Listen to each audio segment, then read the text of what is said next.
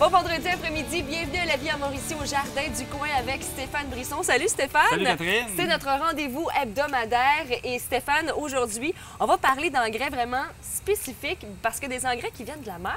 Oui, on va parler des engrais Bionard, des engrais marins avec David. Bonjour David, Bonjour. bienvenue! Puis aussi, on va parler des algues, aussi ça va être bien.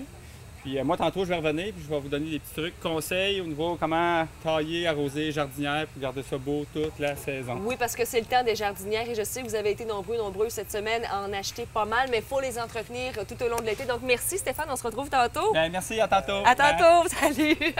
Alors David, des engrais de la mer, ça vient de où ça? Parce que je trouve tellement que c'est une bonne idée. Bien, nous, on est deux entreprises qui travaillent ensemble, dont une entreprise qui vient de Nouvelle-Écosse, qui sont les algues Acadie, qui sont récoltées dans la baie de Fundy. Puis on est fabricant aussi au Québec des engrais marins Bionard. C'est des engrais qui viennent du recyclage sur la Côte-Nord.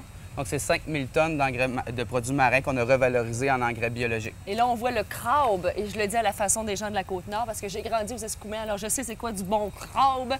Et quand on regarde aussi à l'intérieur, moi, c'est ça qui me surprise, parce qu'on parle de la mer. Ça sent la mer. Oui, ça sent les vacances. Oui, exactement. Donc, vous pouvez voir, c'est un engrais qui est très concentré. Donc, c'est un produit qui est pur. On n'a aucun agent de remplissage. Les ingrédients sont écrits sur le devant du sac. Donc, c'est vraiment la coquille Puis on des le voit crabes. bien, là, oui. Ici. Quand j'y touche, même, c'est vraiment la texture de la coquille du crabe. Tout à fait. Puis dans ce produit-là, principalement, on l'a mélangé avec les algues Acadie, mais en granules, pour faire un engrais pour le potager. Et quelles sont les spécificités de ces engrais-là? Parce qu'évidemment, il y a beaucoup d'engrais sur le marché, mais pourquoi aller vers des engrais de la mer comme ça? Bien, c'est des produits qui sont très performants, très efficaces. Donc, tout simplement utilisés dans le trou de plantation. C'est des engrais aussi qui sont à dissolution lente, qui sont biologiques. Donc, pour faire ces légumes, c'est très intéressant. Ça va donner des légumes beaucoup plus goûteux, en plus d'être nature. Parce qu'on peut les mettre partout, autant dans les fleurs que dans les légumes, dans le potager? Oui, tout à fait. Nous, on a fait deux recettes en particulier, dont une qui est la recette de farine de crabe originale, qui est utilisée par plusieurs paysagistes, dont notre gagnant du premier prix de l'APPQ. C'est ce qu'ils utilisent dans ses plantations. Puis on a fait une recette un petit peu plus particulière en suivant les recommandations d'Yves Gagnon, qui est un mentor en agriculture biologique. Et là, je vois aussi qu'on peut les utiliser pratiquement à tous les jours, c'est oui, ça? tout à fait. Oui. Bien, idéalement, on va l'utiliser 2 fois dans la saison, mais ça peut être utilisé dans toutes les productions, oui, tout à fait. Et comment ça fonctionne? Parce que là, je vois que tu as une plante, on peut faire un rempotage pour voir Oui. comment on l'utilise. Pour Parce vous que moi, montrer. ça m'intrigue. Honnêtement, pour avoir mangé du crabe toute ma vie, je savais pas du tout à quel point c'était bon. Parce que moi, habituellement, les carcasses de crabe, je les prends dans un sac, je fais ça à double tour parce que ça sent, ça s'en va aux déchets. Mais je savais pas qu'on pouvait les recycler de cette façon-là. Oui, aussi. puis au site d'enfouissement, ça crée du méthane, qui est 20 fois pire que le CO2 des voitures. Donc, on va détourner énormément de gaz à effet de serre. Hey, c'est écolo, c'est vraiment Oui, bon. puis on arrive avec un produit très performant. Vous allez voir, c'est super facile à utiliser. Donc, on prend une terre à jardin. On prend un cup comme ça, qui est déjà inclus dans le sac. On le saupoudre légèrement dans le fond du trou. C'est pas compliqué, hein? On va prendre un plant. Ici, on en a des très beaux en plus au Jardin du Coin. Donc, on peut y défaire un petit peu le réseau racinaire, malgré qu'ils ne sont pas pris dans leur pot en ce moment. Puis, directement sur la farine, on rempote les racines. Ça ne brûlera pas du tout les racines, ça va les faire raciner très rapidement. Puis, c'est un produit qui n'est pas lessivé par la pluie, donc il va rester dans le pot proche des racines pour nourrir la plante. Et tu vois, j'aurais pensé qu'on en mettait plus sur le dessus. Oui, on est habitué d'avoir des engrais qui vont souvent descendre Oui. dans la terre. Là, on a un produit qu'on dit, là, je vais utiliser des mots scientifiques, là, microstatique et fongistatique. Donc, c'est OK, des produits. ça veut dire? Ça veut dire que c'est retenu par le sol, donc il n'est pas lessivé par la pluie. C'est un des rares engrais qui ne va pas se faire lessiver quand on arrose. Donc, c'est l'inverse d'un engrais hydrosoluble. Et par la suite, on ajoute la terre. Oui, après ça, ben, on qui est finit tout ici. simplement de renchausser son pot. Puis quand je disais on fait 2 applications par saison, bien là, c'est sûr que la deuxième application, on ne peut pas la faire Non. au niveau des racines. Donc, ce qu'on va faire, c'est qu'on va tout simplement aller faire un trou avec un bâton idéalement, où on va encore une fois incorporer un petit cop dans le fond du trou. Puis après ça, on va aller boucher le trou, tout simplement. Si ça serait un pot J'aime que les ça. racines sont moins profondes, donc on aurait pu juste tout simplement le saupoudrer comme vous disiez, mais on va l'incorporer avec nos doigts puis on va arroser abondamment, être sûr qu'il est vraiment incorporé au terreau. Et justement, pour l'arrosage à tous les jours. Exactement. On Puis là, on se vient fait pas d'utiliser un produit biologique qui est créé par une coopérative de travail en région. Puis en plus, on vient de participer à aider à recycler des produits marins. Et on aide aussi le Québec avec ses Tout à fait. entreprises. C'est écolo, des gens de la Côte-Nord. Et il y a aussi ces produits-là qu'on n'a pas beaucoup parlé. Est-ce que c'est la même application? Oui, là, vous allez utiliser les ailes liquides en entretien. Donc, à toutes les 2 semaines, vous prenez un bouchon ou une cuillère à thé que vous rajoutez dans votre eau d'arrosage. Puis vous allez arroser tout simplement. C'est un autre produit qui est fait en Nouvelle-Écosse. Donc, on peut mélanger les deux. Oui, tout à Très fait. bien, Ils ça. sont très complémentaires. Donc, vous utilisez la farine de crabe pour les fleurs à la plantation, puis vous arrosez dans votre eau d'arrosage avec les algues liquides en suivant les recommandations. Il y a aussi une émulsion de poisson qui peut être intéressante au besoin. Donc, si en cours de route, vous avez réalisé que vous n'avez pas mis assez de farine, vous pouvez compléter avec les émulsions de poisson. Ces produits-là, ensemble, n'ont rien à envier aux produits de synthèse. Vraiment pas. Puis ce que j'aime beaucoup, c'est qu'évidemment, je le rappelle, mais quand on parle de produits qui sont faits de chez nous, des produits écologiques, c'est Oui. ce qu'on veut de plus en plus aussi développer. Et ça, c'est tout à votre avantage, c'est tout à votre honneur. Hey, David Hamel, merci beaucoup. Ça a été ça fait un plaisir. plaisir, vraiment. Moi, j'ai l'impression que je suis déjà en vacances. Je vais me donner une petite...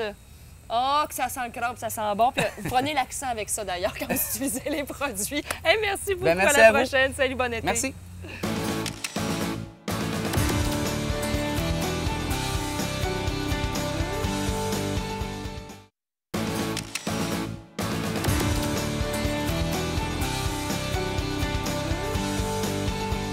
De retour à la vie en Mauricie, au Jardin du Coin, on parle de jardinière. Je suis convaincue que vous en avez acheté cette année ou que vous en avez créé vous-même. Et Stéphane, il y a tellement de choses qu'on doit savoir sur les jardinières parce que moi, honnêtement, à chaque année, j'en perds minimum 1 ou 2. Bon, là, tu vas me dire, c'est normal, c'est toi, là. Mais... Peut-être. Peut-être. Mais il y a quand même des petits trucs à savoir. Et ça, c'est important de le mentionner. On en a une ici Oui. qui est magnifique, qui a été confectionnée de tes blanches mains. Oui, ici. Fait que, Et on voit à quel point c'est beau. le truc, c'est bien facile. Les jardinières, il faut premièrement arroser tous les jours. On n'a pas le choix. On n'a pas le choix avec la chaleur, le vent. Le vent assèche beaucoup le terreau. Fait que c'est important d'arroser. C'est quand- le vent qui assèche? Oui, le vent assèche beaucoup aussi. La chaleur, le vent. Il faut penser que idéalement arroser le matin. OK? Le matin, pour ne pas mouiller le feuillage la nuit, pour ne pas avoir de maladies, de champignons. Fait que pour que le feuillage soit sec pour passer la nuit, c'est bien important. Ensuite, quand on arrose, les gens arrosent puis ils s'en vont. Oui, Mais tout coule à terre. oui. OK? Donc, il faut arroser une fois, on attend un peu, puis on réarrose. Là, le deuxième arrosage va être fait très bien. Va bien fonctionner. La plante va être capable de passer la journée comme ça, il n'y a pas de problème. Même avec des 30-35 degrés, on n'a pas besoin de Si on réarroser fait le un bon soir. arrosage, là, normalement, On est correct. on devrait être correct. Ça devrait être bien. Puis, pas oublier nos fameux engrais. Regardez, on veut des fleurs, on veut que ça On fleurisse. aimerait ça. Mais ça prend de l'engrais, il ne faut pas s'en cacher. Et Un qu'est-ce petit qu'on truc. doit mettre, oui? Bien, il y a du 20-20-20, c'est pour le feuillage. Ça, c'est et plus connu. Du 15-30-15 pour avoir de la fleur. OK. OK? Bon, bien, les deux? Non, un à la suite de l'autre. OK? Ah. Une journée, on met un, une journée, on met l'autre. Là, vous allez dire une journée, oui. Le truc, là, d'en mettre à tous les jours, mais à faible dose. Faible dose tous les jours. Pourquoi? Parce que les journées qu'on l'oublie, on n'en met pas. Les journées qui mouillent, on n'en met pas. Oui. Fait qu'on se ramasse que la jardinière a jamais d'engrais. Fait que tous les jours. Mais à petite dose, pour toi, c'est quoi? Parce que moi, petite dose... Normalement, on va prendre une bonne cuillerée à thé, là, dans une grosse arrosoir. Là, comme ça, ici, on a Ici. un arrosoir comme ça, on a une grosse cuillerée à thé. Là. Fait c'est qu'on- correct pour... Ça va être correct. Ça, si les gens le font une fois aux semaines. Mais si on le fait tous les jours, on va mettre le bout d'une cuillère, OK? juste Mélangé à pour l'eau. dire. Puis, il va toujours avoir de l'eau dans notre arrosoir. Fait qu'on a juste à en remettre comme ça tous les jours dedans. Et ça se conserve combien de temps? Parce que moi, je sais que j'en ai depuis 2-3 ans. C'est toujours bon. La seule affaire, c'est que ça peut prendre en Comme pain ici, avec un peu, l'humidité. Fait qu'on le gratte avec une cuillère, puis il n'y a pas de C'est problème. aussi bon. Ça se dissout très facilement dans l'eau. Fait. Bon, mais on aime ça, donc on s'en prive pas. Et ensuite, si on veut une belle jardinière qui reste belle tout le temps, tout en rond, c'est faire du taillage. Les gens ont peur de tailler. Et ça, j'avoue, c'est l'un de mes problèmes. Je ne sais pas par quel bout prendre les jardinières. Puis c'est la même chose avec les arbres ou avec mes conifères. Je ne sais pas comment les couper parce que j'ai peur de leur faire mal, de un, parce qu'on me dit que c'est quand même vivant. Mais en même temps, je ne veux pas non plus arriver puis défaire le... Non, ça va repousser. Plus qu'on va tailler, plus que ça va repousser. Exemple, si on prend une plante ici, on voit que la tige ici, elle allonge beaucoup. Oui. OK? Ça, c'est Donc, une tige qui va allonger énormément. elle va aussi, allonger ouais. tout le temps. Fait que qu'est-ce qu'il faudra faire? C'est venir la stopper comme ça. En la stoppant, ce qu'elle va faire, c'est qu'elle va ramifier.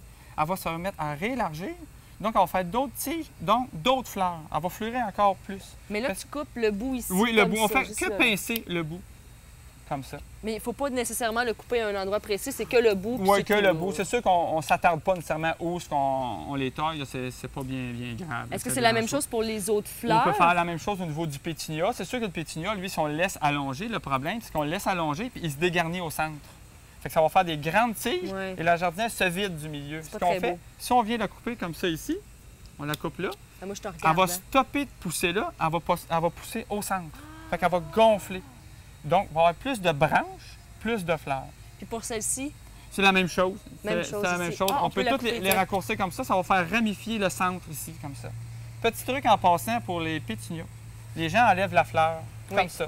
On ne Oui. devrait pas faire ça. On devrait venir couper à la base de la fleur, comme ça ici. mais quand on en voit ici qui sont décédés, qui sont asséchés, Oui. fait moi, j'aurais tendance à faire juste ça. Bien, logiquement, Faire un là, nettoyage. si on veut faire de quoi de bien, on va venir couper. Il faut le couper. Couper parce que ici, ça va faire comme le fruit. Si on regarde, si on coupe la branche ici, On le voit. ça ici, là, ça fait comme le fruit. On enlève la fleur, ça reste là. Tout ce que ça fait ici, ça grossit. Ça va venir une grosse boule. Et c'est de l'énergie qu'on va perdre. Fait qu'on est mieux de le couper à la base et donner l'énergie à la plante à la place. Le matin, en buvant notre café, on arrive à notre jardinière, C'est des bonnes puis idées. on fait notre taillage comme ça, puis ça va super bien après. Et c'est la même chose pour les mauvaises herbes, parce que je sais qu'on a été plusieurs à le faire aussi durant le long congé de la fête des Patriotes. Et tu me disais, le truc, c'est de le faire à tous les jours, un 5-6 minutes, parce qu'on finit par se tanner. C'est ça. C'est pas plus compliqué que ça. C'est de prendre l'habitude de le Ça faire. prend l'habitude, un petit 2 minutes le matin, en se levant, en prenant notre café dans les plates-bandes, on se promène, puis on voit nos mauvaises herbes, on les enlève, puis on admet nos fleurs en même temps. Et là, je vois que tu as un instrument Ouais, c'est- que j'aime beaucoup. Ça, c'est un instrument de quoi, ça, au fait? Ça, on pourrait dire, si les gens vont connaître ça, c'est comme un petit ciseau de couture pour couper les fils. Oui, les petits fils. Les petits fils de vêtements, mais ça va bien, on les perd pas, on les tient dans nos mains, puis on peut rentrer en profondeur dans nos plantes sans rien briser. Hey, j'aime puis ça, je vais va, essayer. Ça va super bien. Belle technique. Je vais savoir quoi faire maintenant avec mes jardinières. Stéphane Brisson, merci beaucoup. Ça a été un plaisir. Encore plein de bons trucs. Et si vous voulez en savoir davantage sur les jardinières, vous voulez venir acheter votre pays ou tous les éléments décoratifs, il faut venir ici au Jardin du Coin. Encore une fois, merci beaucoup. Bien, à la merci, semaine Catherine. prochaine, mon cher. Et nous, on vous souhaite bonne fin de semaine. Salut!